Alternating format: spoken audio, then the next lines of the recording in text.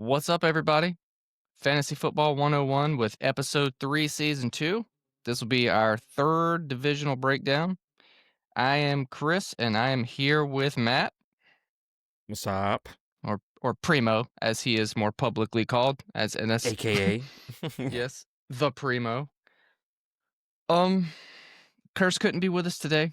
I think I said that on the last one, which technically hasn't been released yet, so you'll know that when you see that, and then you'll see this.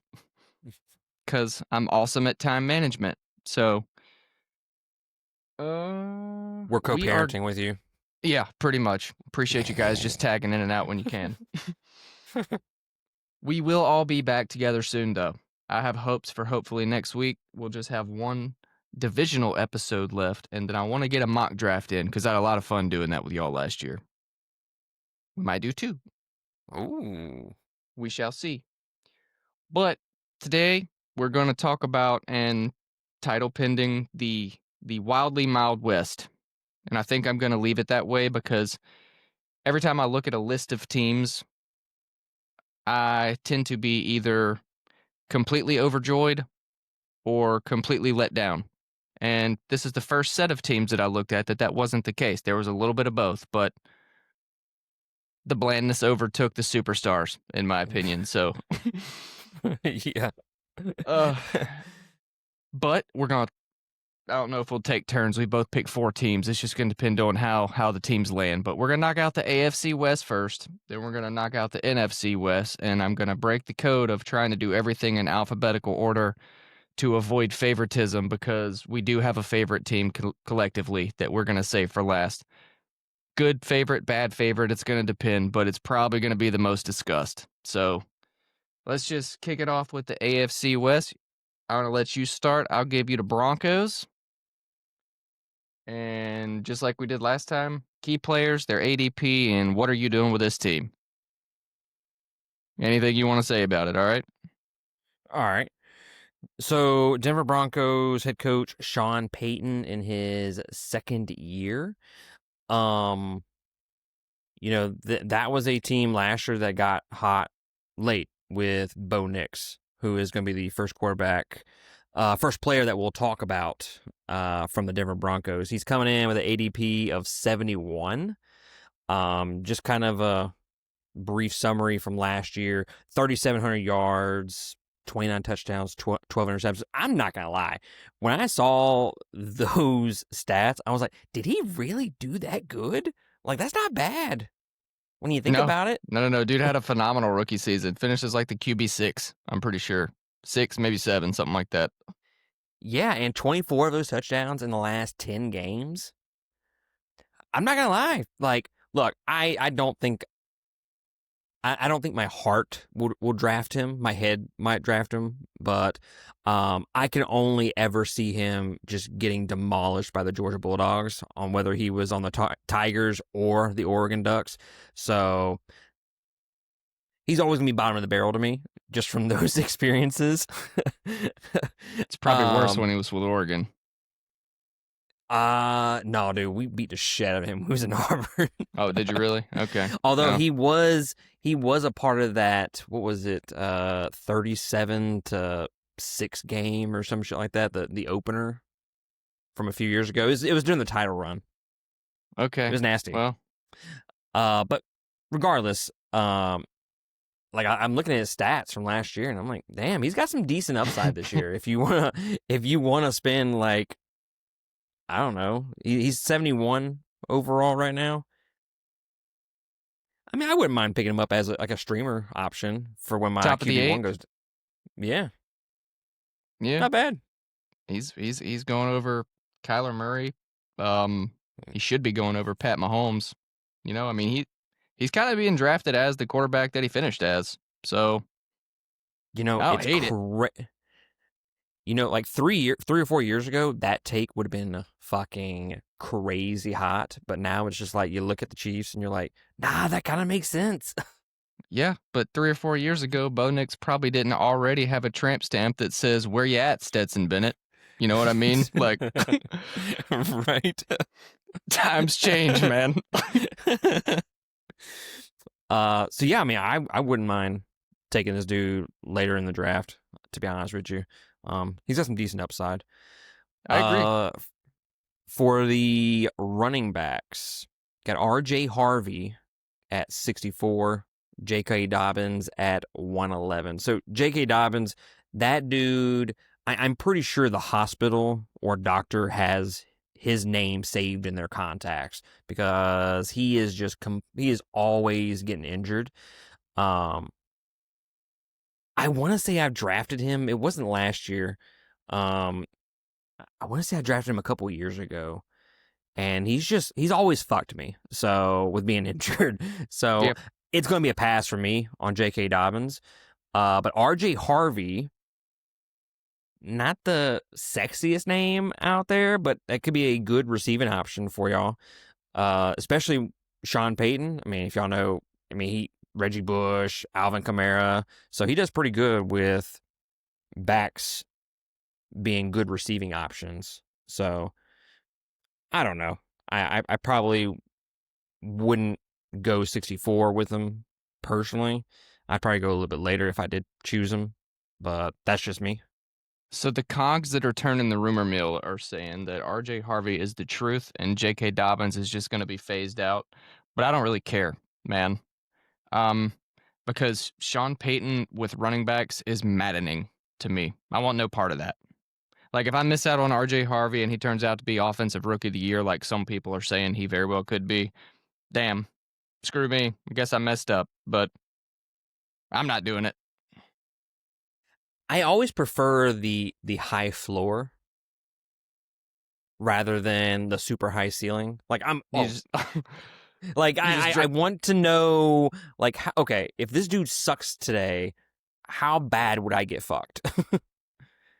And if their Primo's floor is like, give me 5 Frank Gores.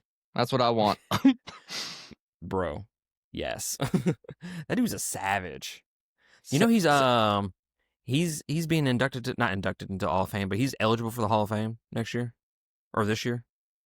No, I didn't know that. I didn't even know he was still playing 4 years ago. Yeah, I honestly, that now that you say it, it makes sense because I do remember the last time I saw his name thinking to myself, my God, how old is this dude?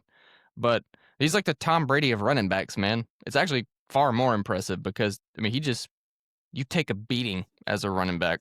But we gotta move past that. I'll give you a whole episode about Frank Gore, diehard fan.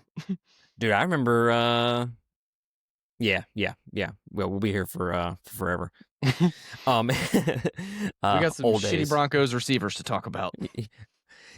Yeah. So Cortland Sutton, 51. He has not finished a year in the top 25 whatsoever. I'm pretty sure I've drafted him before and he's fucked me. But if we're being honest, the potential is there. Yeah. I think he came on a little bit good. He came on better late last year along with Bo Nix. And Bo Nix kind of in his second year, you kind of expect that relationship to be a little bit better. So, I mean, the potential is there.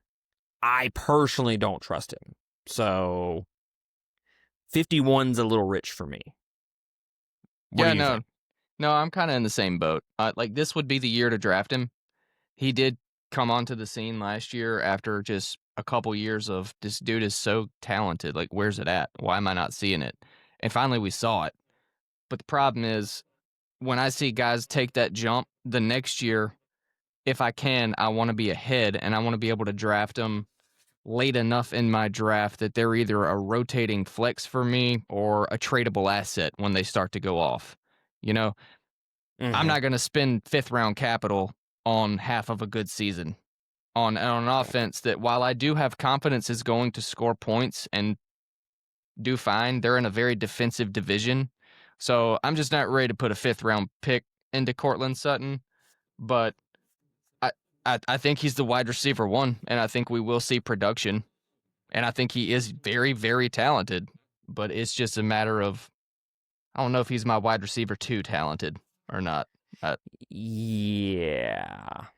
He might be one of those guys that when you have like 5 people injured on your bench, you're like, God, I guess I'm going to take him kind of thing. Right. Yeah, well, and he will be. He will be, in my opinion. Besides Bo Nix, obviously, he will be the consistent piece of that offense. The infuriating thing with Sean Payton is you're gonna have two players on the team that you can count on decent scores from, and then everybody else is gonna be once every 3 weeks. Like that's just how he works, and it's brilliant. He's a genius offensive mind, and he can do a lot with a little, but he does too much with too little sometimes. So Mm-hmm. That's true. Now, obviously, I'm being a little facetious about being the fifth injured player and bringing him on. Obviously, I choose him a lot sooner than that, but y'all get my point. yeah, I hear you. Marvin Mims. Also, see, here's the thing. We got an offense with Bo Nix, second year. We have an offense under Sean Payton under his third year. We got the potential is there to take a step forward with the offense. So we got Marvin Mims coming in at 145. I mean, he's positioned for a decent year. He has the potential to take a step forward. I just don't trust a receiver from Oklahoma. Never will. Never have, never will. I mean, can you name two off the top of your head? No, I'm sure if you told me to, I would be like, "Oh, I should have remembered that." But no, I can't. Hollywood Brown is the reason why I never trust Oklahoma receivers. That's fair. That's completely fair. Unfortunately, we will speak about him in a few minutes. So I remember drafting that dude for like 2 years in a row, and I was like, "What is this? Do you even play in the NFL? Do you still play?" yeah. Do you even lift, bro? That's kind Do of. you? Yeah. Troy Franklin. Who? I do. This Before is I gonna be do a just. pass for me. I do just want to elaborate. He was technically the third one on the depth chart, but Sean Payton offense. So you're probably going to see just as much of him and two other guys on the field. It's going to be Cortland Sutton, probably Marvin Mims, and then insert third receiver here every other package. So Yeah, I had to look up who Troy Franklin even was. He's from Oregon. Had no fucking idea who that dude was. But he shared the team leading receptions and targets though, while checking in at the runner up for receiving yards. So I mean, didn't have which is crazy because his career is 263 for receiving yards. yeah, Second year, I no, think. his comp is coming into the league was I literally just blanked on this guy like a week ago when I was talking to somebody about it. Who is that receiver that played for Philly for years and his whole thing was just bombs? He might catch Deshaun two. Jackson. That dude. Yep, his comp coming Dang. into the league was Deshaun Jackson. And Dude, you remember that he's Michael Vick offense with Deshaun Jackson? yeah, I do. God Yeah, damn, I do. that shit was so good. I do. That was fun. It was fun on Madden too. Infuriating, but it was a lot of fun. So yeah, it's gonna be a pass for me. Yeah, fair enough. Evan Ingram. I'm not gonna lie. I had when I was doing my research for this, I had a blonde moment. I was like, is that the dude that made like that rap song about his ex-wife? And that's not it. That's not him. Oh, that's Darren Waller. That makes sense. Yeah, that makes sense. All right. But I hope that I'm on that episode that we get to talk about the Giants because I will definitely bring that up. We need to make that song the intro to the episode. I'm just going to clip that in. I haven't even heard it, but I want to make it the intro. Oh, dude, it might be the worst song I've ever heard in my life. Maybe the outro then. Maybe the outro. People hear, nah, fuck that podcast, man. I ain't listening to 5 seconds of that. So Evan Ingram coming in at 81. I've drafted Ingram several times over the years. He's been a pretty decent option for me over his career.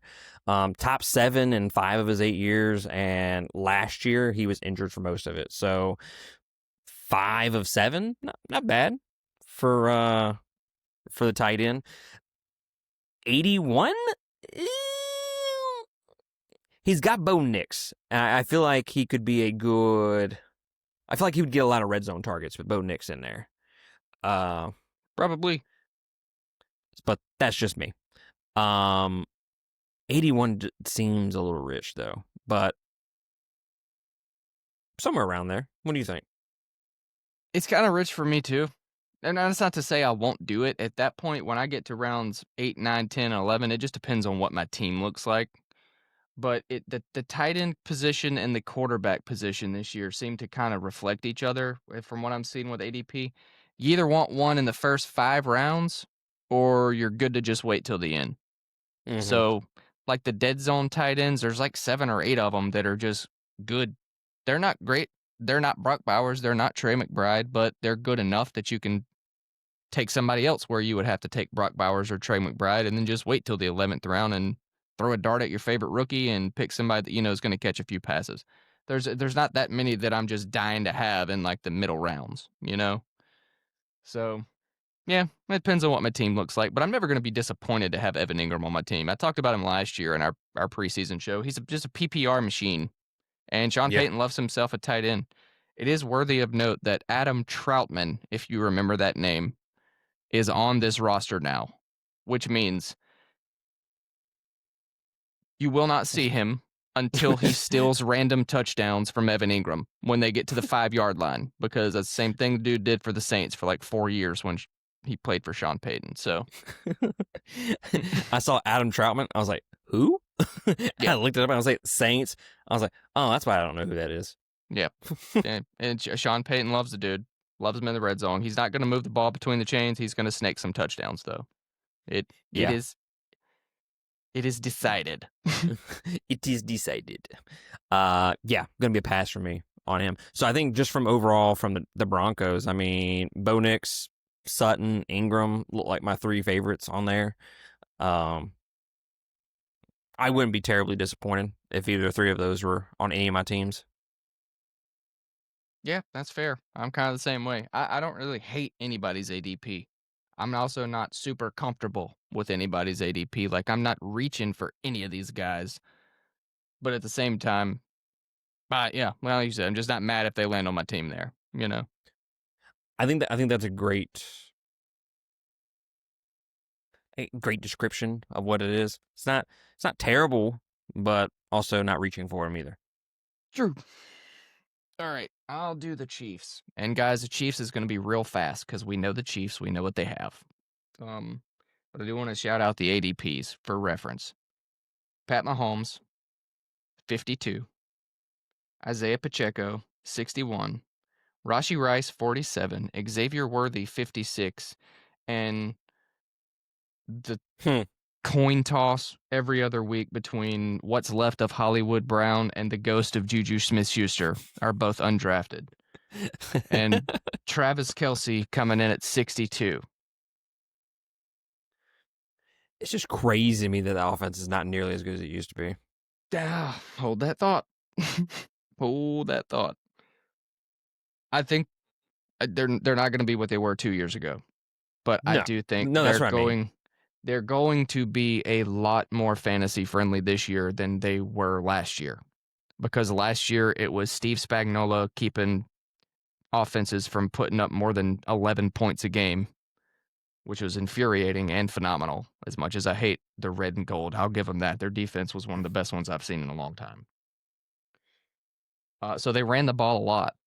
I mean, Pat Mahomes threw a touchdown when he absolutely had to, but he finished as like QB 12 last year, and he was drafted as QB 3.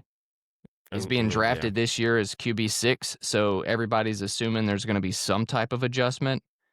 I'm still actually not. I'm talking about how I think they're going to be better this year, and I don't like him in the 5th round, even at the beginning of the 6th round. I think they're better season-long options, but where I think you're going to have the value is everybody's passing on Rashee Rice for Xavier Worthy because they're a round apart. And what we do know about Rashee Rice is he's going to be suspended. It's going to be a minimum of 4 games, and it could be a maximum of 10 games is what's being pushed for. So the most logical guess is about 6, right? But it's pushed his ADP back an entire round, and this dude would have been a top 10 receiver at any given point had he had a full season. I think that the year he broke out, I think it was the year before last, he paced out where he would have been with games played or something like that. The dude's, he's the truth. We know that. But he's not going to find out about his suspension until 5 weeks into the season. So he's getting suspended. They know he's getting suspended. They've already shown us that they're trying to save their roster to make a Super Bowl run. So if you draft Rashee Rice, he's probably going to have 13 to 15 targets a week for the first 5 weeks of the season. Because just from a business side, doesn't really matter if he gets banged up. You're going to be without him for a month at least anyway, right? Mm-hmm. They're going to try to save Pacheco because he got hurt. They did bring over Elijah Mitchell. They've got depth at running back, so they're going to move the ball. I mean, but I'm fine with Xavier Worthy in the 6th. I'm honestly fine if you've got the balls to do it and just roll the dice on Rashee Rice, because I think the dude's worth it. He's that good, and you're at least going to get him for a month. And if your team's good enough to make the playoffs, who should be back by then? Travis Kelce in the 7th round seems absolutely criminal. But to that point, my only point in all of this, besides draft Rashee Rice if you have the balls, because he's going to be used a lot, Travis Kelce in the 7th round seems criminal. The dude is knocking on the door of the end of his career. He's not about to give you 12 catches a game. He may, once or twice, but he's still going to be a key cog in the offense. I do think they're going to pass the ball a lot more. And if you don't know that Travis Kelce can catch touchdowns at this point, then why are we here? So if I'm looking at Travis Kelce and he actually rolls to the 7th and I've got at least 2 running backs and 3 or 4 wide receivers, maybe I'm already happy with my quarterback situation, that's the slam dunk of the whole team to me. That's all I really have to say about the Chiefs. I think we all know enough about them, so. Yeah, I think you nailed all the points that I would think, sir. All right, well, let's just keep that train moving right along then, because if I talk about the Chiefs for too long, I get pissed off. I don't generally like the Chiefs. Sorry, Jose, if you listen to this. Fuck 'em.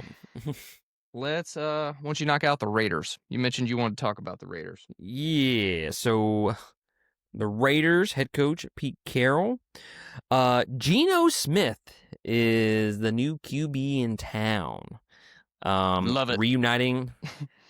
Dude, that is like the biggest upgrade from what they had last year, and it's still not that big of an upgrade. I mean, it's a big upgrade, but you get what I'm saying. Oh, no, I catch your drift. Still reunites, better. Still better, yes. Light years better.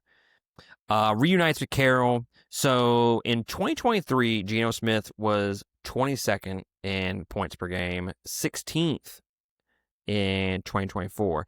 And that's despite being top 5 in pass attempts, completions, and yards, and still at 16. So there's definitely better options out there, but I don't know. He's sitting there as a free agent. I need a little streaming option. Maybe I only drafted 1 quarterback, or maybe my other one's injured. Geno Smith might be a little good streaming option. I'm not drafting him by any means, but I think he's a decent streaming option depending on the matchup. To that point, real quick, this is a very defensive division, so there will automatically be 6 weeks this year that you are not going to want to use Geno Smith. That being said, the team was dog trash last year. Dog shite, some would say. So they have a 4th place schedule outside of the division. So for every week that you will most definitely not want to stream Geno Smith, there may definitely be 6 to 7 weeks where you would love to stream Geno Smith. Underrated, man. Carry on. I love how the dude's been in the NFL for like 20 years, it feels like. But then he wasn't for like 13 in the middle. It's like, yeah. Like he was like, there, but I didn't know he was there. You remember the Jet days? Dude, that's fucking forever ago. I try to forget him for his sake, but yeah, I remember him. So, the one that I want to talk about the most Ashton Genty. Is that the one you want to talk about the most? Well, I mean, okay, let me rephrase that. It's the one that I'm most curious about what your opinion is. The one I want to talk about the most is further down the list. We know who that is. Ashton Genty at 11.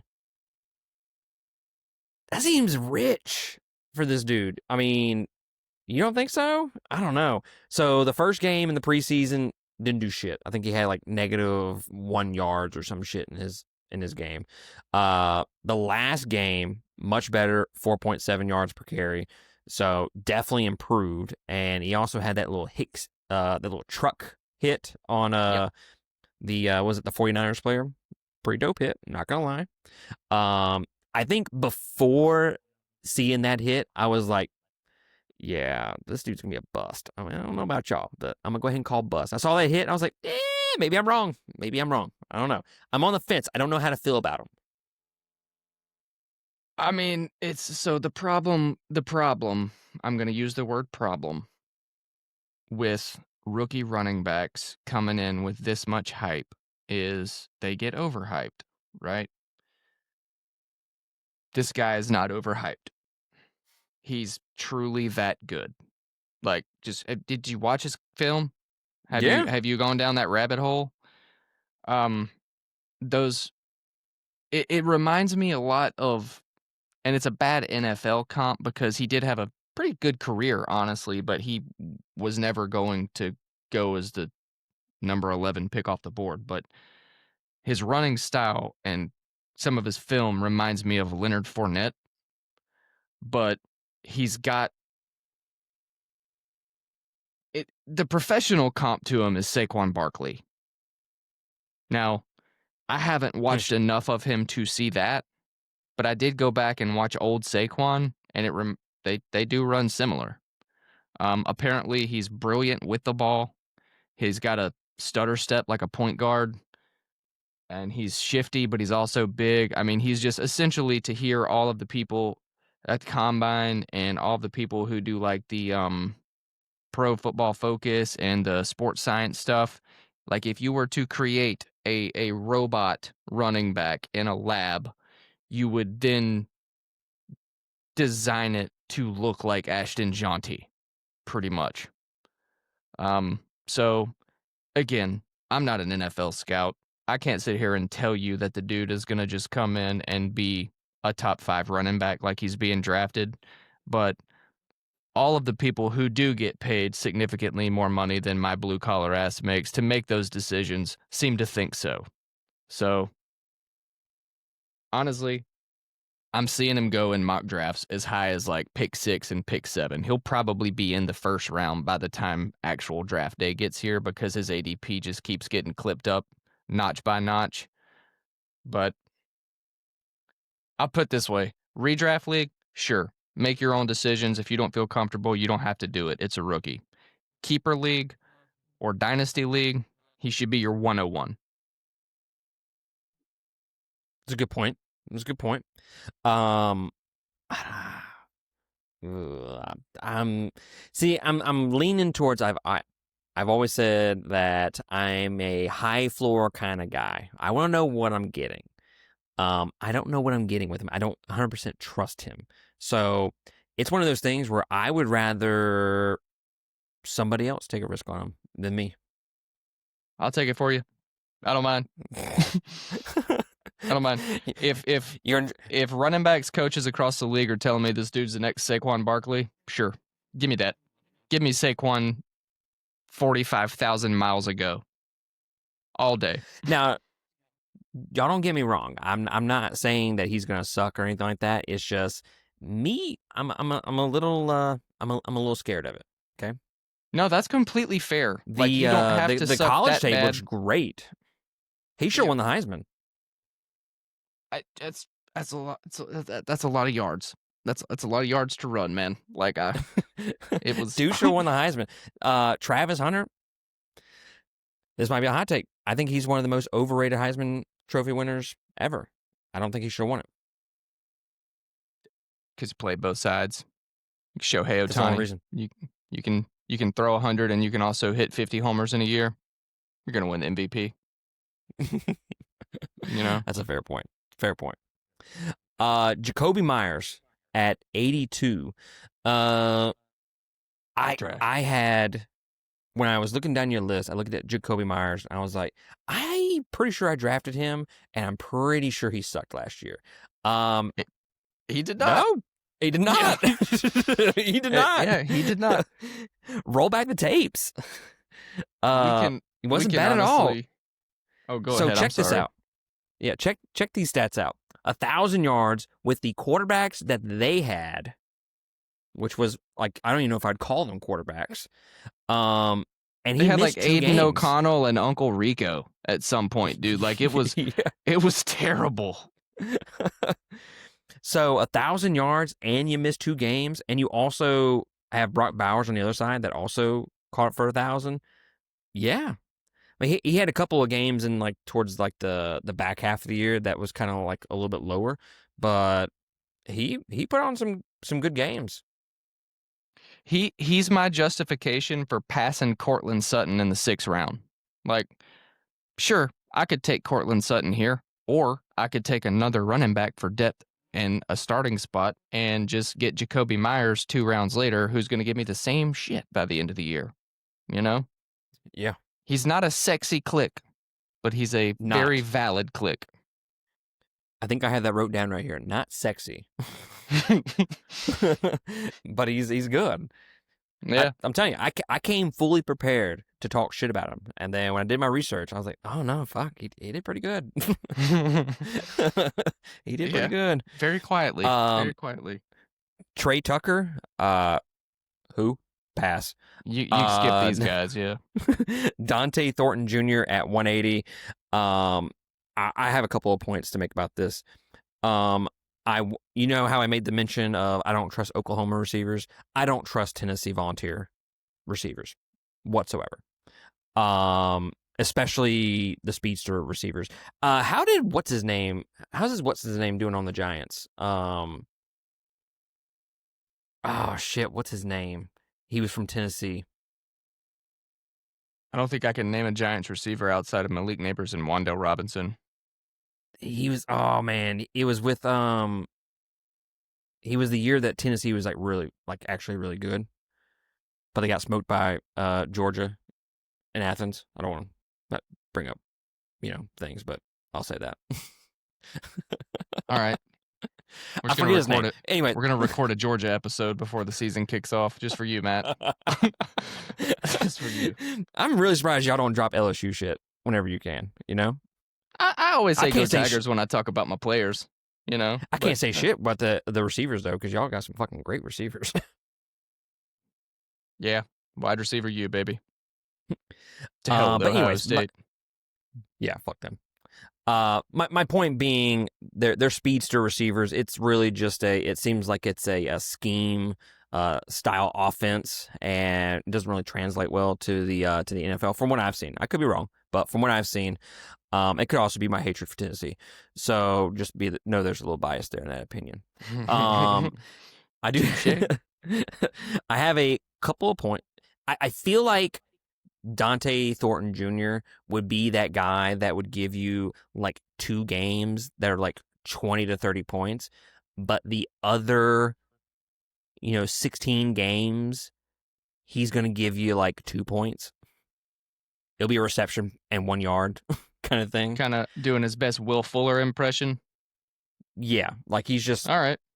Not worth it. Going to be a pass for me for those reasons. And now the GOAT. An absolute dog, Brock Bowers at 16. He's the answer. That's all it is. I don't know what else to say about him. 1,100 yards, 111 receptions, 5 TDs, which I'm hoping with Geno Smith, that number is going to be bumped up a little bit this upcoming year. Give him some more of those goal line touches. That'd be great. But yeah, I think I drafted him on our Dynasty League, right? So I get to keep him for next year. Just saying. He's on your keeper team. Yes. Yeah. Yes, he is. Along with that Nico Collins player that I convinced you to draft early. So you're welcome, asshat. That's fine. That's fine. I'll trade you for Travis Etienne. I was listening to that fucking episode, and y'all started talking about him. I was like, guys, who are we fucking talking about here? As long as I can convince one, just the one. Fuck that guy. I think it gonna was be Curtis. Curtis was all over him. Yeah, nobody's gonna argue with you about Brock Bowers. I'm not going down the Travis Etienne hole. We're gonna do that again at some point. I'm saving that. All right, that's fair. But yeah, that's it for the Raiders. I got Brock Bowers, Jacoby Myers. I wouldn't mind picking up again, and Genty. I don't know. It would I would have to get diamond status, a huge sack of balls in order to draft him. I will let you know how it goes because I traded for the 101 in a 3-keeper league just so I could take him. So, and I gave up collateral, dude. Like, I mean, it cost me Malik Neighbors and Devon Achane. That's crazy. But I know how stupid that sounds. I couldn't keep them. So, still. Yeah. But I was willing to let somebody have both of those players for that one pick. I hope it works out for you. This is gonna be one of those Marvin Harrison Jr. picks, which we'll talk about in a little bit. Yeah, and teaser for that portion of the episode. Brock Bowers is the answer, but the test is multiple choice. Moving on for now. The Los Angeles Chargers under Jim Harbaugh. My main man, Justin Herbert, coming in as the QB 11 at pick 103.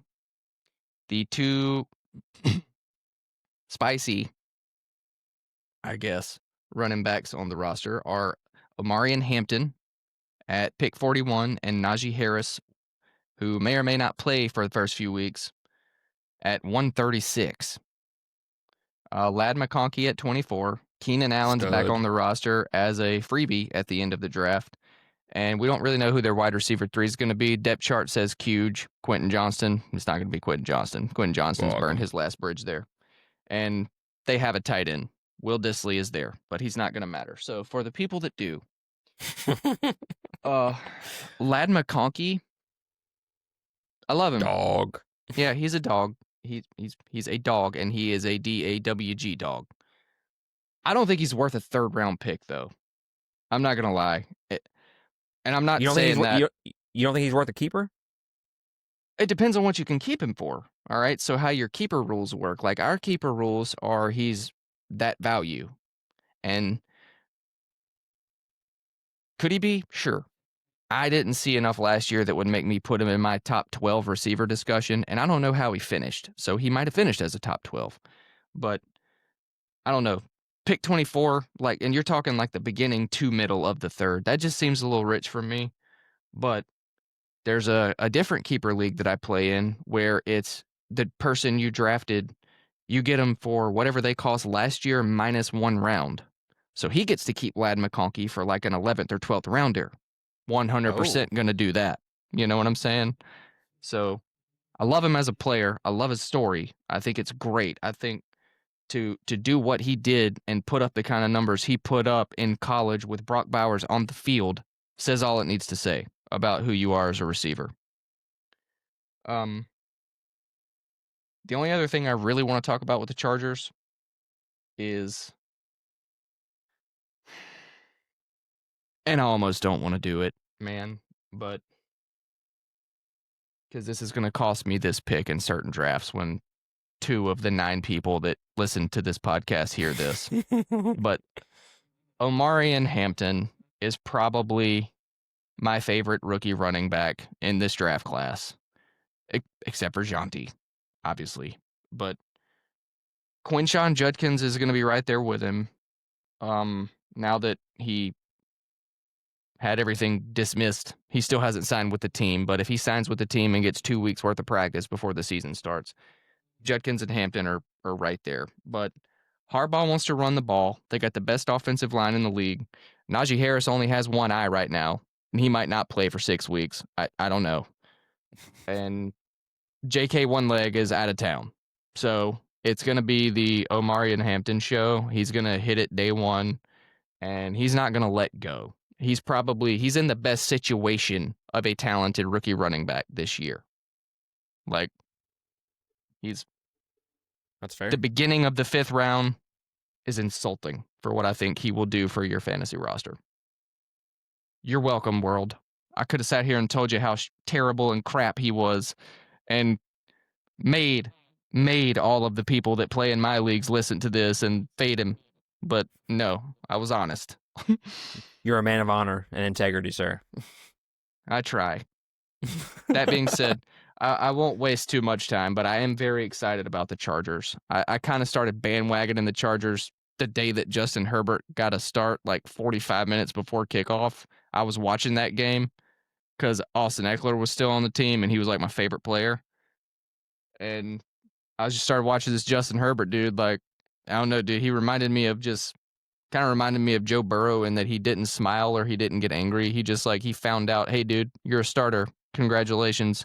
And then just threw for like 350 yards and 3 touchdowns and never even laughed about it. I don't know, I thought it was ice cold, but I've kind of just been bandwagoning the team ever since. So I do keep up with them pretty close. Yeah, I'm sure they're going to win a lot of games, since they cheat and all that. Who the next team is? Wow. I had to throw the shade. I really don't give a shit, but I thought that was funny in the old college football ranks. Fucking Michigan scooted on by with those allegations. Yeah, they did. They should have. He got the hell out of town when that stuff started coming out. He's like, you know what? Dude. I'm gonna go do what my brother's doing now. So you guys can deal with this. And he absolutely knew. Absolutely knew. He did. Well, never mind. That's a podcast for a different day. It is. The NFC West. Did you want... Let me go ahead and do the 49ers. Okay. Because you got to go last, because we're saving your team for last. So, the 49ers are kind of like the Chargers. There's not a lot to be excited about right now, but they will be very, very, very, very fun to watch 3 or 4 weeks into the season, I think. So, Brock Purdy is going right there behind Justin Herbert, literally 2 picks behind him. And that's kind of fair. We're going to skip CMC. Brennan Ayuk might be back by week 7 or week... Nope, that's why I said we're going to skip him. We're going to save him for the last player. No, I'm not saying he's dusty. He's there. I'm fucking taking him. Doing your best Curtis impression, huh? Yeah. I'm trying to channel the ghost of Curtis right now. He just felt a tingle and is like, I bet they're talking about McCaffrey. Just feeling dusty in here. Yeah. So the 3-headed monster of Brandon Ayuk, Jawan Jennings, and Ricky Pearsall are a devastating receiver combo. Problem is, you're not going to have Brandon Ayuk for the first 2 months of the season, and he's going to be slow getting back when he comes back. Jawan Jennings has stayed on the injury report for several different things since the start of training camp, and Ricky Pearsall just came off of it. So they're playing roulette with Ricky Pearsall and a bunch of newbies at the receiver position. Which brings me to my 2 only notable points about the 49ers offense. 2.5. I'll give you the half first. Kyle Shanahan is an offensive mastermind. He's one of the biggest a-holes of any coach that I've ever listened to talk. But the dude knows how to put up points. All right? So if they can stay healthy, George Kittle will probably finish as the tight end 1 this year. That's my bold take. If he stays healthy. Question mark, I get it. And this isn't a hot take. This is literally just Russian roulette. Christian McCaffrey, for the last 5 seasons, has done one of 2 things. He has won you your Super Bowl, or he has lost you your season before it began. There's been no in between. There really hasn't. And right now, he's lost it for you 3 times, and he's won you 2 Super Bowls. I'm not trying to read into the tea leaves. All right. He's 29. Sure, he's dusty. But, I mean, his legs are 3 years younger than any other 29-year-olds because he hasn't been using them. All right. So, and everybody's raving about how good he looks. Everybody's talking about how he hasn't lost a step. He looks stronger than he did before. Right now, he's going at the 1-2 turn. All right, so you're telling me I can get the last pick of the first round. I can pick whatever receivers left between Malik Neighbors, Nico Collins, Brian Thomas Jr. Go Tigers, go Tigers. And then I can turn around and I can do a hero RB build with Christian McCaffrey as my first running back. Yes, I'm going to roll the dice on him giving me a championship season rather than a bust. And I am shameless about it. Curtis would disagree. I'm going to go ahead and speak for him since he's not here to defend himself. He would tell you I'm wrong and do not do it. But to be able to get someone who can give you top 3 potential on top of somebody else who can also give you top 3 potential is one of the most advantageous situations I have seen an ADP build in years. Like what McCaffrey can do for you, especially in an offense where if he's healthy, they are going to have to use him. It will be McCaffrey, Kittle, and insert receiver here every 3 weeks.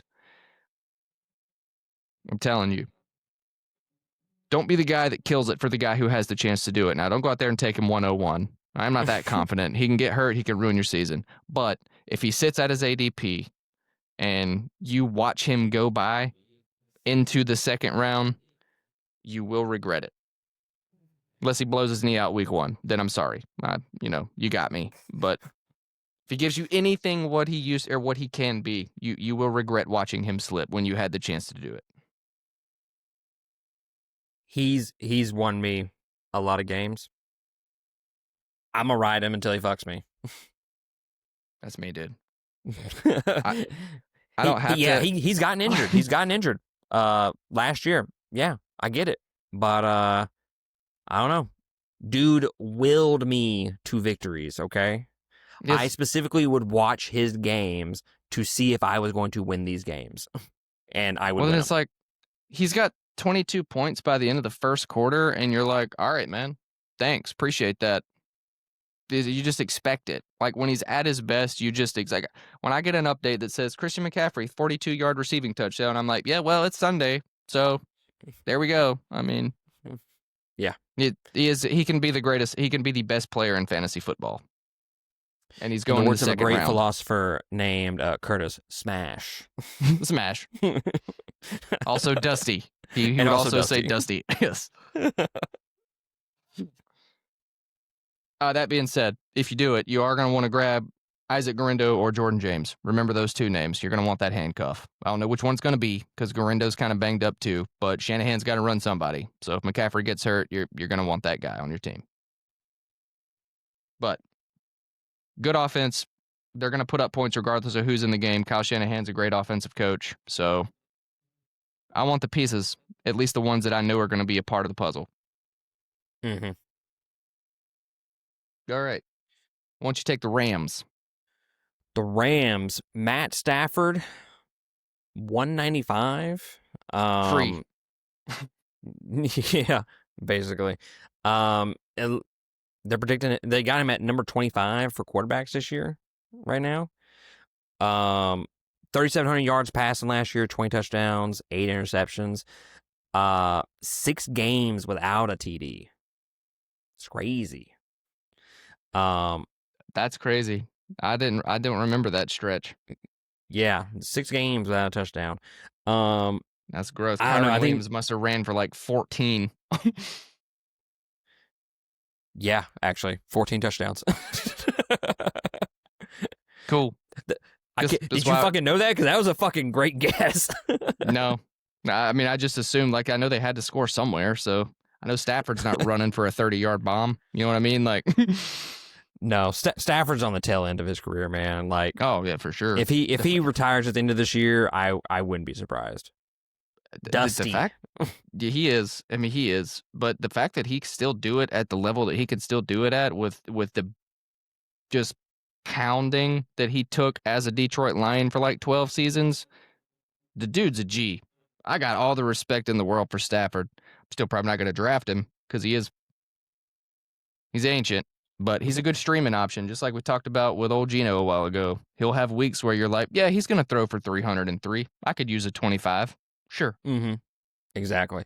Now, he's injured right now. He's got a Sure. little back injury. So I think the coach said something about he didn't want to put the cart before the horse in regards to him being ready for the first game. So I'm taking that, reading between the lines. I think he's gonna be out for a few weeks. It's just my guess. Not Fair a doctor, not his doctor or whoever. Just my guess. So yeah, gonna be a pass from me. But he's got Devontae Adams at 43. I don't know. Devontae Adams could have a good year this year, sir. He had a good year with how terrible Aaron Rodgers was last year and how that Jets team was. I would like to point out, though, the only time I remember Devontae Adams having what he himself called his worst year ever, who was his quarterback? Let's just assume Matt Stafford has to miss a month. Worst case scenario, he doesn't. He comes in, he hurts himself real good, then he's out for 2 months. Who's his quarterback going to be? Jimmy Garoppolo. The man with the jawline but no arm. So I forgot all about him being on the Raiders. I forgot all about that. Yeah, he had 85 receptions for 1,000 yards last year with 8 touchdowns. He's getting a little dusty. And the worst he's still doing the damn thing, yeah. But yeah, if he's there, dude, smash. I don't hate that. I'm kind of in the same boat you are, and I got railed by Devontae Adams at the beginning of last year, and I still believe so. Yeah, same. Kyron Williams at 26. Looks like he's the number 12 running back this year. 1,300 yards, 14 touchdowns last year. Got you 34 receptions for 182 and a couple TDs. Smash.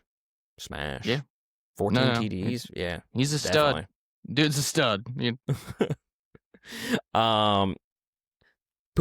Nakua.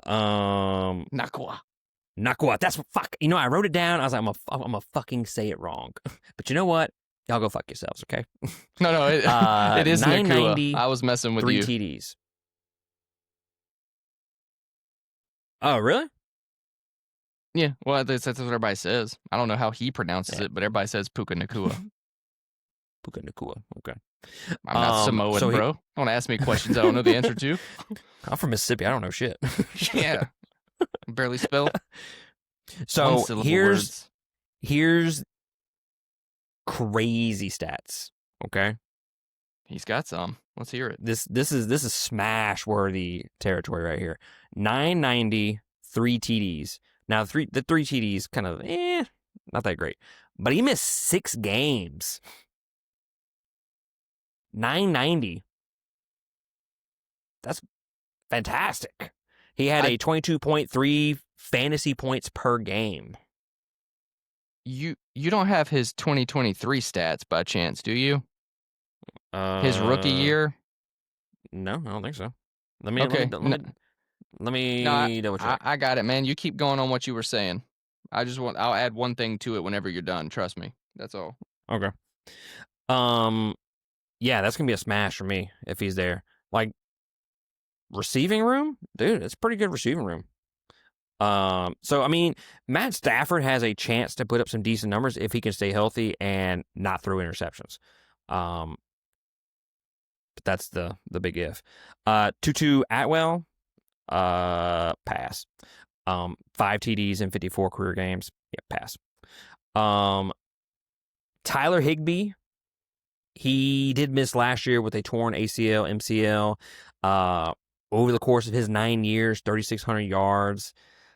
Gonna be a pass for me. Terrence Ferguson, which is a rookie. I think he's out of Oregon, if I'm not mistaken.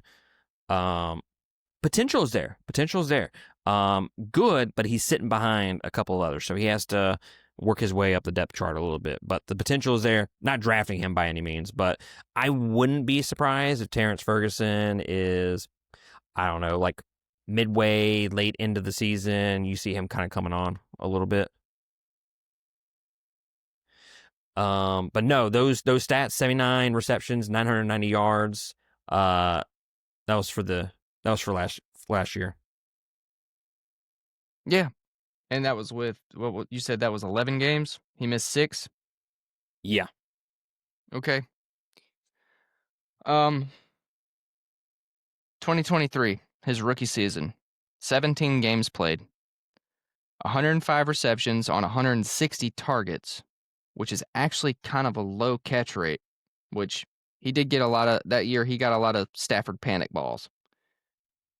1,486 yards, 6 touchdowns, but he also had 90 rushing yards on the ground. Did a lot of sweeps with him that year. I think he broke the rookie record that year, and I think it stood until, well, it might still stand. I don't think anybody broke that last year. I could be wrong about the record, but he paced out last year to do the exact same thing that he did his rookie season. He would have gone 1,500 and more touchdowns. You know, that was before Cooper Kupp kind of fell off the face of the cliff. Yeah. That dude's the truth. I'm a huge believer in Puka. I love everything about the Rams. I agree with everything you said. I love Sean McVay as a coach, a play caller. I like how he jacks with the media. I think it's hilarious. It's better than Kyle Shanahan. At least he doesn't just lie. He does it magician style, and he makes it sound whimsical and fun. Like, ooh, I want to solve this puzzle. Thank you, coach. But if Stafford's To healthy, that point, to bounce off your Kyle Shanahan thing, look, I'll never forgive him, and you can. I mean, you're wearing the fucking hat right now, okay? I will never forgive him for the fucking Super Bowl, okay? We had it, and he just fucking. I don't know what he decided to do, but he just can't coach in Super Bowls. That's what I've come to learn. Man, I thought you had it. Matt Ryan thought you had it. I think Bill Belichick thought you had it. Julian Edelman never thought you had it. That dude was like, hey, me and 2 other dudes catch the fucking ball. That was the wildest quarter and a half of my life. I'm not gonna do that to you, man. You brought it up. You brought it up, not me. You didn't have to. I only did it to bring up the fact that Kyle Shanahan, dude, fuck him. Yeah, no, he did. Dead to me. I would never draft a 49er again. Just out of spite. Yeah, just to put a ribbon and a bow on the Rams, though, if Stafford's healthy, give me all of them. If I find out Stafford's going to miss time, I really don't want any of them, except for Kyron Williams. He's going to get his regardless.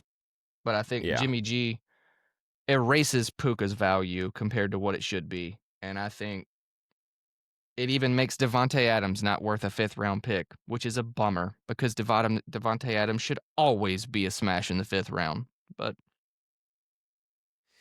yeah, it's gonna be one of those things where you're probably if the timetable is for him to come back in a few weeks, you know, you're probably gonna put up some shitty numbers, some shitty games for a few weeks if you take them early with Garoppolo.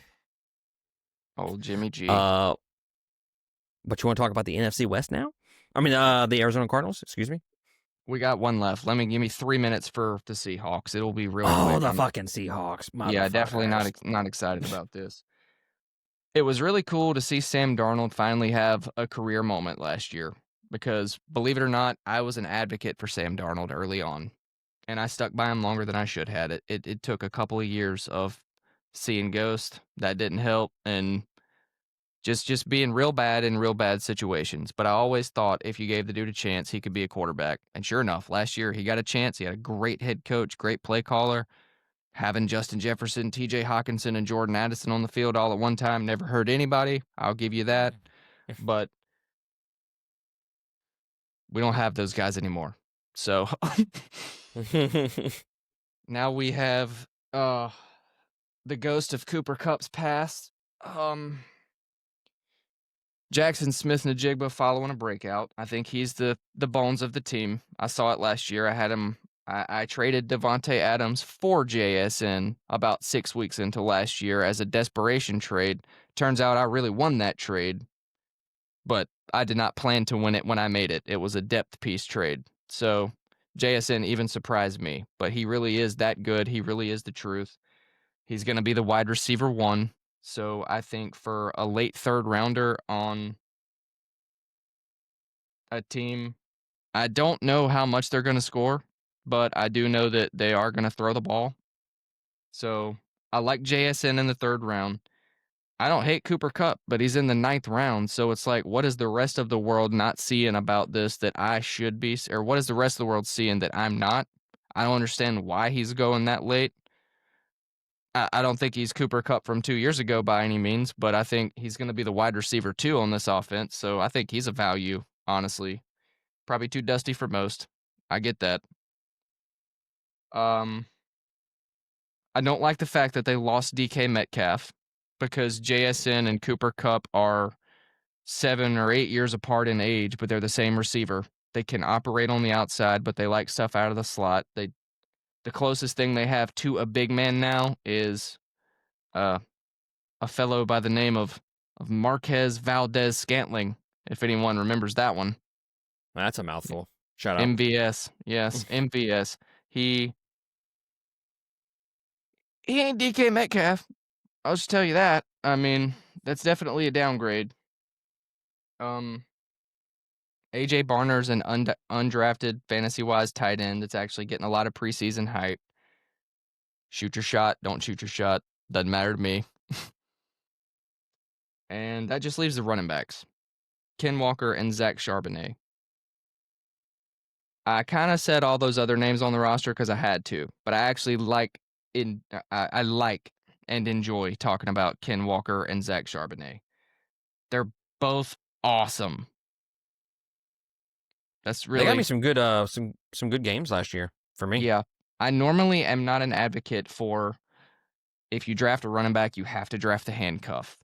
I really don't, except for Christian McCaffrey, because too many years I didn't have that handcuff and needed it. And I will say Ken Walker and Zach Charbonnet. Problem is, Zach Charbonnet is so good as a backup, it's going to cost you a pick and a half. It's not just a pick and then a free pick later. I think he's actually in the 11th or 12th round. So Ken Walker is a stick of dynamite until he's not.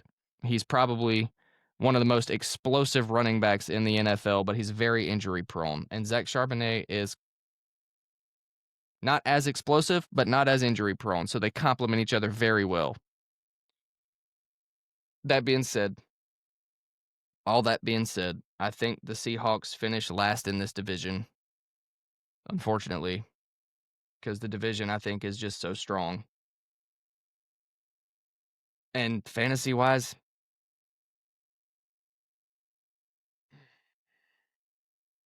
I'm okay with Ken Walker and Zach Charbonnet, the combination, and I'm actually super excited about JSN. I really don't want anything else off this team. Nope. I would agree with all that. I'm not giving you in-depth analysis. I'm not giving you average depth of target. You're going to get all that throughout the course of the season because that's the stuff I obsess over come September. But just looking at the team, looking at the roster, and looking at the types of plays they wanted to run with the talent they had last year, I don't think this is going to flow well. I don't think it goes well for them at all. Going to be completely honest. No, I agree with all that. All right. Well, we can bury that one and just let's get to the fun stuff. Let's get to the fun stuff. Jeez. Before you begin, I want to say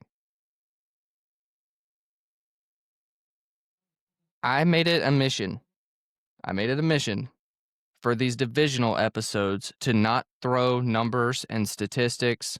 I've used some, we've used some, because you have to use some to justify what you're saying. But I said I'm just going to make this eye test and opinion based only to share with the world my thoughts on how this team looks. I did my research on the Cardinals, buddy. I've done my research on a lot of teams. I got it right here, man. Well, let's do it player by player.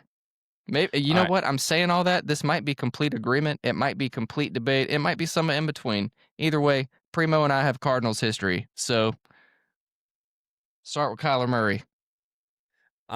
Number 94. So he was the number 11th quarterback from last year, coming in at number 9 this year. Slight jump, I guess. Yeah, a little bit. 3,800 yards. So I was looking at him and Matt Stafford. I think when you look at their numbers, they're pretty fucking close. The only difference is Kyler Murray gives you the yards on the ground. 572 yards, 5 TDs. But Matt Stafford had the 6 games without TD. Kyler Murray went 4 games without multiple touchdowns. He multiple passing touchdowns, excuse me. Some of those were he threw in a rushing touchdown on top of it. But I don't trust Kyler Murray much at all. I mean, if he's later on in the round and in the draft and I see him and I'm like, okay, I'll probably take him. But I've just never trusted the man ever to get me where I want to go. I know you made a snide remark about him, so are we in agreement on Kyler Murray kind of being just a pass? Trust is a strong word. All right. Trust is a very strong word. I don't know if you remember. I'm sure you do. In our keeper league last year, when the season started off, my team name was Hard for Cards because I had Kyler Murray, James Conner, Trey McBride, and Marvin Harrison. God damn. I don't know how it happened. I just kept Hard getting for them Cards? That's bullshit. That was the name of a podcast or a segment in the podcast. Oh, well, maybe I homaged you and didn't even realize it. Yeah, it was when we were doing the trading card games. I remember that. Yeah, I do remember that now. Oh, my bad. I stole it. But if it helps you, it didn't help me out, so you can have it back. I mean, you came up with it originally, so it doesn't hurt me any. Oh, did I? Yeah. Oh, I stole it from myself. I'll be damned. How many yards you said Bo Nix threw for earlier? Let me go back to my notes. 3,700 yards, 29 TDs, 12 interceptions. So, dude, it's how many yards he ran for? Do you have that? Bo Nix? Mm-hmm. No, I don't have that pulled up. No. All right, it was similar. Bo Nix and Kyler Murray had very similar seasons, honestly. So I'll say Bo Nix. I'm not saying you shouldn't. Trust me, I lived the Kyler Murray dream last year. But my point is, he threw for more. He ran for just as many. The only place Kyler Murray fell short against Bo Nix for was touchdowns and important game wins. But for fantasy purposes, if you're telling me that Bo Nix finished with 314 fantasy points last year and Kyler Murray finished with 297, because that's what he did. He finished 17 points shy of Bo Nix. But you got to take Bo Nix in the 6th or 7th round, and I can get Kyler Murray in the 11th.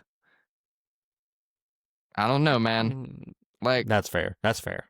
You know, I mean, and the only thing the Cardinals can do this year is score more touchdowns. You're gonna see a pattern with every player we talk about going down this list, except for Michael Wilson and whoever their third receiver is. I don't give a shit about Michael Wilson and Greg Dortch, to be honest with you. But all the key cogs in this,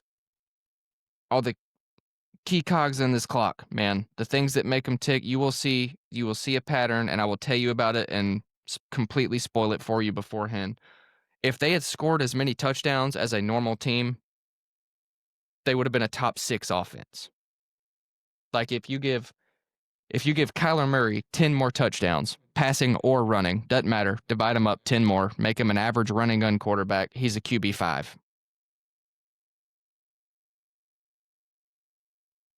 All they can do is get better. The coaching staff didn't change, and Marvin Harrison's now a sophomore. They got a whole offseason. I think Kyler Murray is absolutely above his ADP this year. I'm not going to draft the whole damn team again. I will definitely take Kyler Murray at 11. Yeah. I don't know. I just I think when you compare him to Bo Nix like that, taking Bo Nix earlier than him and them having similar numbers, I think that perspective does make a little bit more sense. I don't know, man. I've never been a Kyler Murray fan. I've never been one. That's fair. Like I don't dislike the dude, but I've also never just been like, oh yeah, Kyler, can't wait, got him. I feel like he was always overhyped going into the NFL, and he's just kind of been stagnant.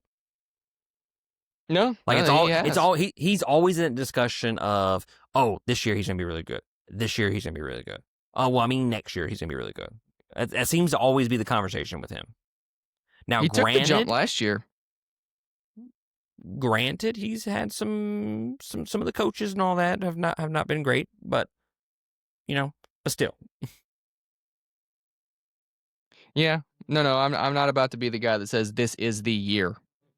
I think this is probably the year that he has had the most consistency season to season with personnel, people in the building, coaching staff working with him. So I think that does count for something. And I just think he's building off of a pretty strong season, honestly. I think QB 11 was kind of weak I think last year was just a very high scoring fantasy season. Like 300 fantasy points is normally QB 7, QB 8. The fact that he finished at QB 11 is kind of wild to me. Mm-hmm. But all right, that's fine. James next? Conner, number 50.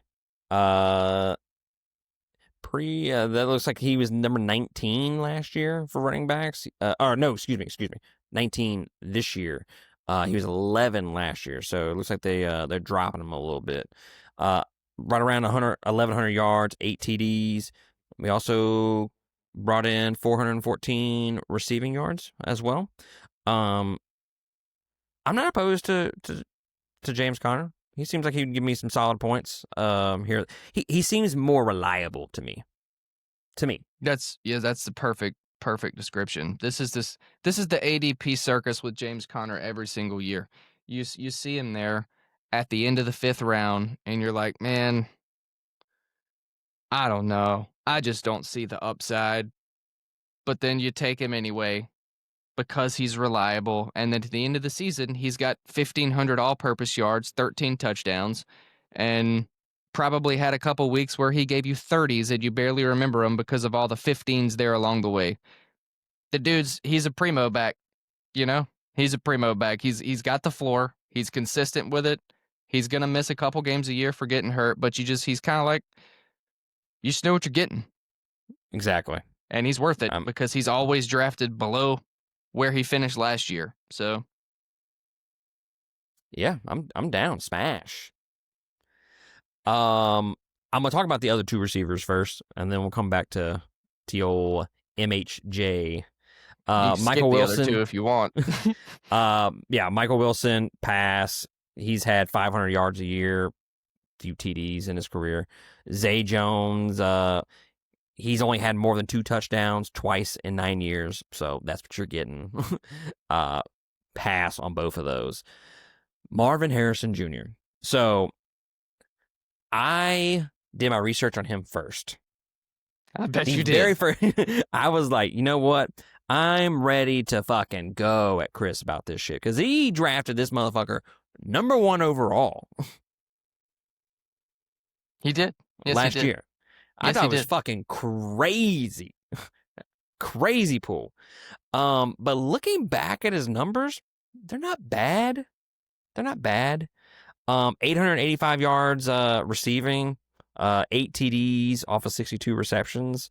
But the thing is, you had 10 games with less than 50 yards, and then you had 2 games above 100 yards. So it seemed like he didn't give you week to week. He didn't give you a whole lot of points per game. But to your credit, and if I'm assuming when I say this, you can correct me if I'm wrong. You were expecting him to do good last year, but you were drafting him for the future. No, that is correct. Yes, this was a keeper league. This is why Chris sold out for the 101 last year. It was for Marvin Harrison. As an LSU fan who knew in my heart of hearts that Malik Neighbors was probably immediately going to be the most impactful one, I still believe that Marvin Harrison will be the better long-term bet. Even after suffering through it for an entire season. So, look, in college, unstoppable. For the most part, unstoppable in college. The dude just and his dad, bro, those were like the highlights of my years of us growing up. Peyton Manning, Marvin Harrison Jr. or Marvin Harrison. Just awesome offenses. So, I mean, look, he's got the makeup, he's got the potential. Will he make the next step, take that next step forward with Kyler Murray this year and his offense? I mean, I wouldn't think that he would do worse than he did last year. So I would expect him to do better this year than he did last year.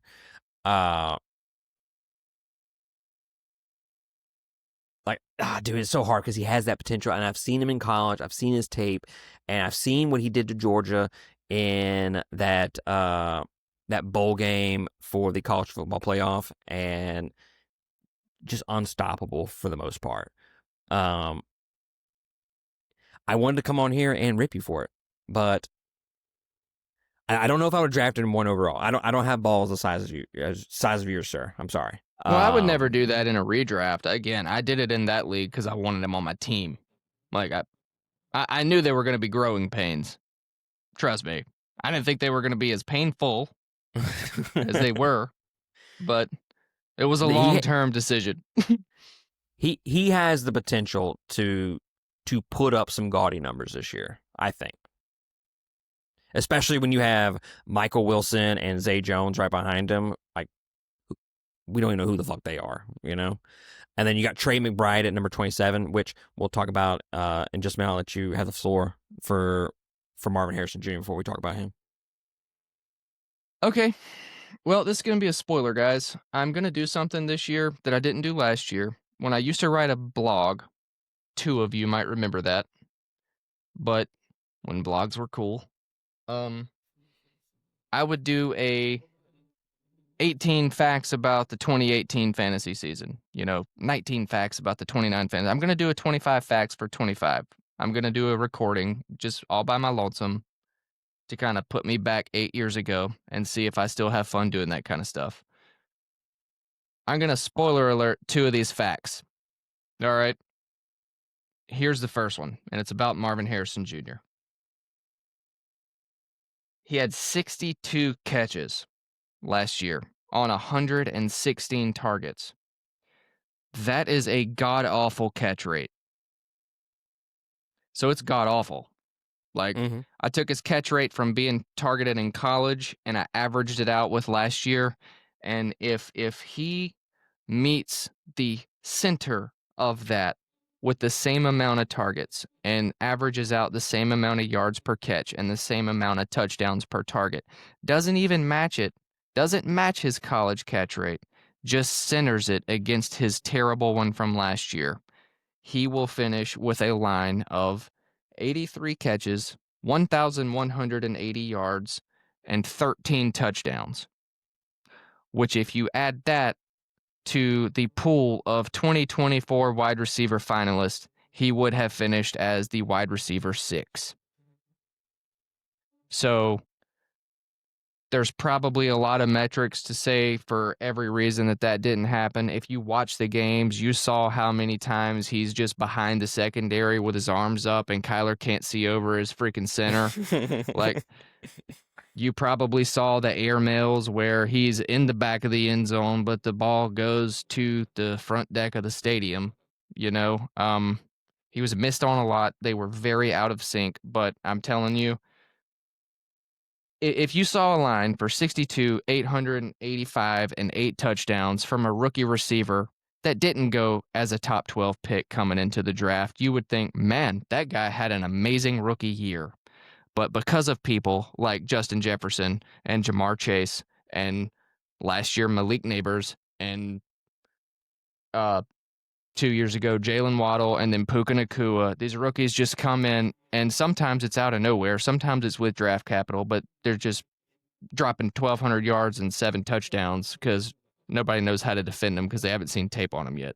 Everybody knew Marvin Harrison was coming. Everybody's been watching Marvin Harrison since he was a freshman. All right. He had a disadvantage by being as clouded as he was and by being drafted where he was at. But that doesn't change the fact that the dude,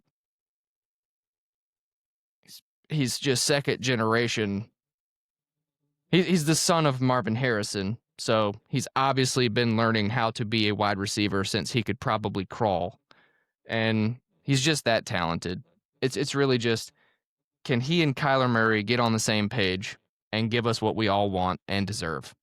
And give him what he deserves, because I just think the dude's just, I think he's just that good. But that's my sell on Marvin Harrison. So long story short, yes, I think his ADP's worth it in the 4th round, where it's at this year. Yeah, man. I was waiting to come on here and just being like, dude, what the fuck? You wasted a 1st round pick on this motherfucker? He was terrible last year. But going back and looking, I'm like, nah, stat lines are pretty good. It's just really the points per game that wasn't there's good. no consistency. And listen, it was not a fun 62 for 885 and 8. I will be the first to tell you it was absolutely painful. It was not fun. Not a fun ride. 10 games less than 50. That was crazy when I looked at that stat. Yeah. He had 5 or 6 games where he had less than 4 catches. Like, yeah, they're real bad. But then he had 2 40 burgers. So it's like, okay, there he is. That's who I drafted. Oh, now I remember. Thanks for doing that once in the last 6 weeks when I put you on my bench because I gave up on you. That's cool, man. Trey McBride. Right. The last guy for this episode, Trey McBride, number 27. He's predicted to be number 3 tight end. He was number 11 in receiving last year, if you include him in with the receivers. 1,100 yards, 111 receptions. Not bad. When you look at those numbers, like, damn, that's pretty good. The issue is fucking only 2 TDs. Crazy. What did I tell you the theme was? What did I tell you the theme was here? Crazy. Now, if you go back and look at his 3 years in the NFL, 3 TDs is the most he's had in 1 year. So he's never really been up to this point a big target for touchdowns. But he will give, if you're in the PPR leagues, he's going to give you the receptions and he's going to give you the yards. You're going to leave the touchdowns to somebody else. Well, I believe last year was his first year as a starter too, though. Was it? I think he was in on packages his sophomore season, but I think and he just shot up with last year. Yeah, he had beforehand. A lot of all the fans wanted him in last year or the year before last, but it took it. He was worked in, but last year was his first green light, go, you're the dude season. Still only had 2 touchdowns, which is a bummer. Yeah, 23, 81 receptions for 825 yards, 3 TDs. Okay, maybe I'm wrong. Maybe I'm dead wrong. Maybe I'm thinking about 2 years ago. Yeah, like I said, he's getting the though. receptions. In 2022, he only had 29 receptions. Reception machine, yards machine too, but you're just not gonna get the touchdowns. So does that change in year 4 for him with Kyler Murray and you got Marvin Harrison Jr., who, for all intents and purposes, is supposed to be, we're expecting to be better, and James Conner going to steal some touchdowns there too from the goal line. So I don't know. Yeah. I don't know. I don't think I would expect him to have, 7, 8 TDs. I'm gonna guess he's gonna have probably 3 or 4 if I had to guess. I'm gonna go with 4, 5 max. What if I told you this? What if I told you if he put up that same exact stat line, but he had 5 touchdowns instead of 2 last year, Brock Bowers would have been the tight end 2?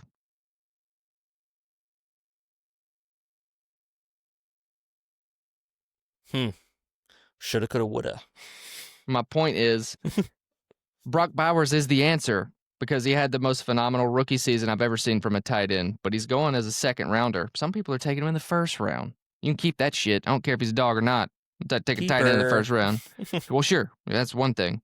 But Trey McBride's going at the beginning of the 3rd round. Trey McBride played 15 games. 16. He played 16 games. Brock Bowers played all 17.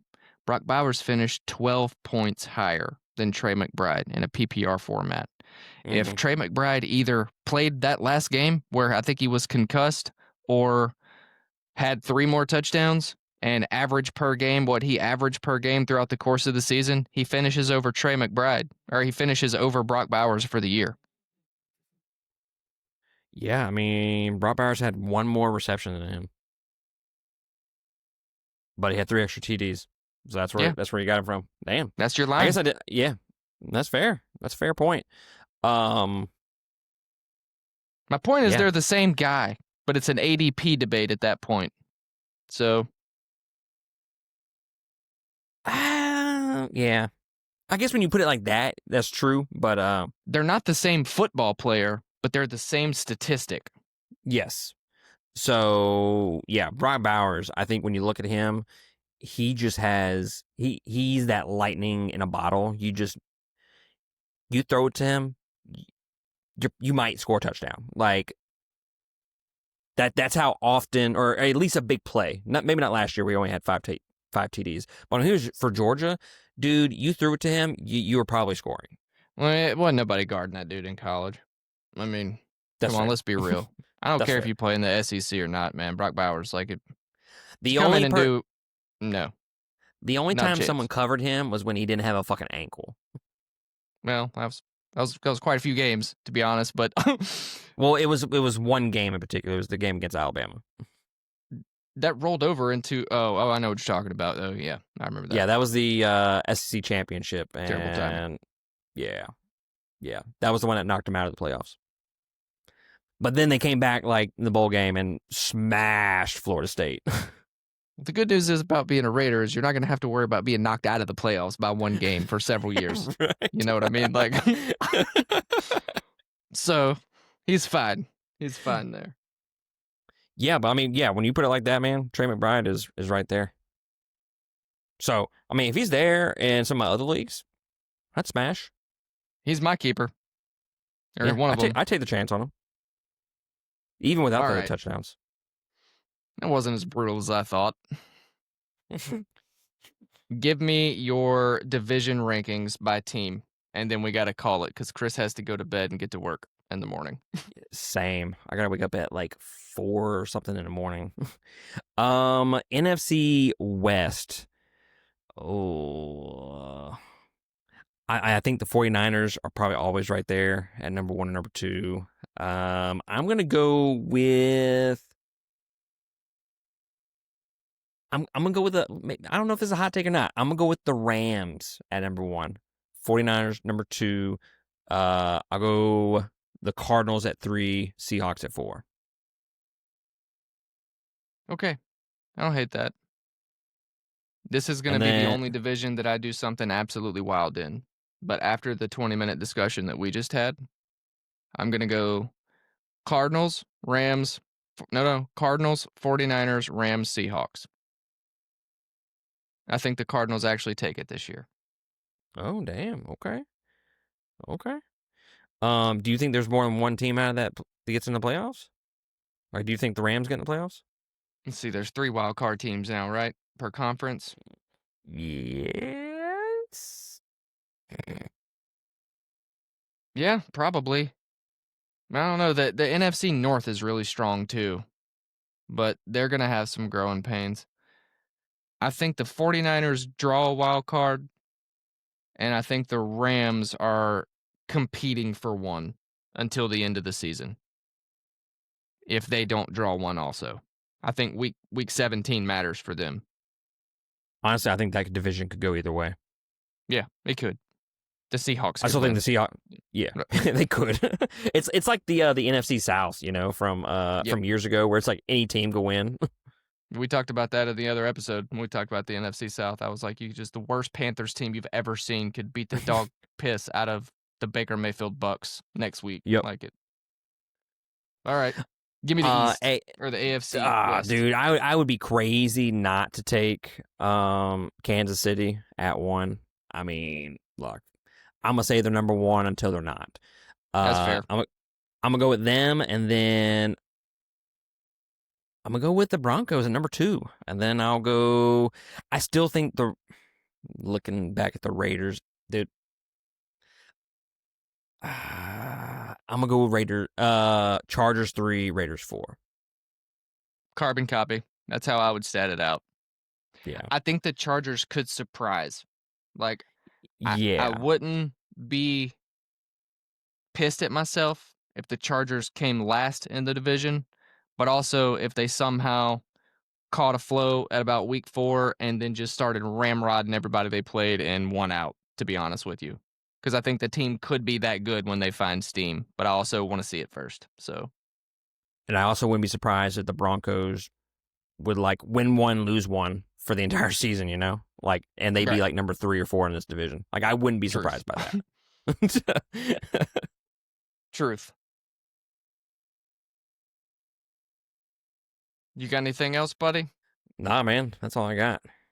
All right. Well, thanks. You hung in there with me. You said you were on your last win, so I was. you played the freaking flute, buddy. You... Tag me out, coach. Tag me out. Yes. Well, let's go to sleep. I'm right there with you, man. Yeah, guys, that's the wildly mild West. I'm gonna leave that title. I think it applies after we laid all those teams out. I don't know the immediate plan, but we're gonna be back at some point pretty soon. Hopefully, all 3 of us with the East and a mock draft. And I'm gonna start doing my homework for my 25 facts of 2025. So we Can't wait. should have all that coming out before we draft, and then we'll see what we do when the season starts. Depends on what happens with football, I guess. So we're gonna do something. I just don't know what it is yet. That's Well, all thanks I for got. having me, sir. Yeah, I appreciate you, man. And like problem, I sir. said, we'll be back with you guys as quick as we can. And thanks for tuning in. Thank y'all. Laters.